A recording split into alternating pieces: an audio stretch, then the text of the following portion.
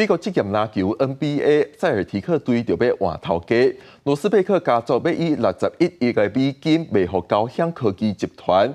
若是这个交易得到 NBA 理事会的批准，会成做北美职业运动相关的金额交易案。私募基金大头家齐泽姆20同意买美国接拿 NBA 波士顿塞尔提克。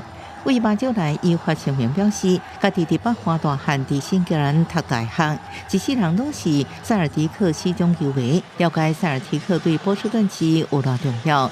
球迷伫社区当中扮演的角色，甲美国其他任何都市拢无同。要了解身为领导者对波士顿市民有一份责任，家己愿意接受挑战。第三军头家格罗斯贝克家族2002年用3.6亿美金买这支球队。格罗斯贝克表示，齐泽姆是真出色的人。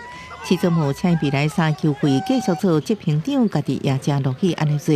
这交易的协议内容分做2部分来买。按定今年热天 NBA 理事会批准了后，球队股权会由齐泽姆是要至少51%，其他股权继续卖出一直到2018年。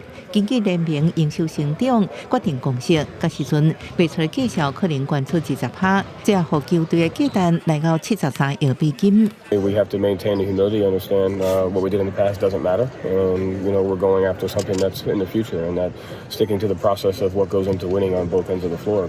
塞尔提克是 NBA 创始球队之一，加上去年球季队数目前有18总冠军，是联名上济。伫北美职业运动史上，敢若输予美国职棒大联盟纽约洋基的17冠，甲职业冰球 NHL 蒙特罗加拿大今年14座斯坦利杯。公司新闻，恩文玲报道。